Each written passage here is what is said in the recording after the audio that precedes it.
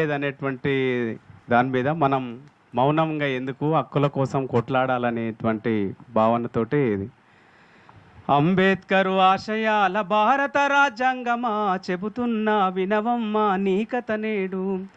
స్వేచ్ఛా స్వాతంత్ర్యాలను అందించిన గ్రంథమా గౌరవించబడని గణతంత్రం నేడు. మానవ మనుగడ కోసం కల్పించిన హక్కులు అధికారం కోల్పోయి చూస్తున్నవి దిక్కులు. అడుగడుగున మోసము అవుతున్నవు పరిహాసము.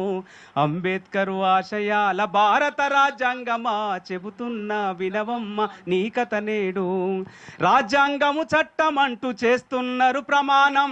రాజకీయ ఎదుగుదలకు నీతోనే ప్రయాణం. నోటుకు ఒక ఓటు అంటూ నడుస్తున్న నినాదం. మనిషికి మాట్లాడే హక్కు కోల్పోయిన విధానం. అడుగడుగున మోసము అవుతున్నవు పరిహాసము. అంబేద్కర్ ఆశయాల భారత రాజ్యాంగమా చెబుతున్న వినవమ్మ నీ కథ నేడు. స్వేచ్ఛా స్వాతంత్ర్యాలను అందించిన గ్రంథమా గౌరవించబడని గణతంత్రం నేడు. Thank you sir.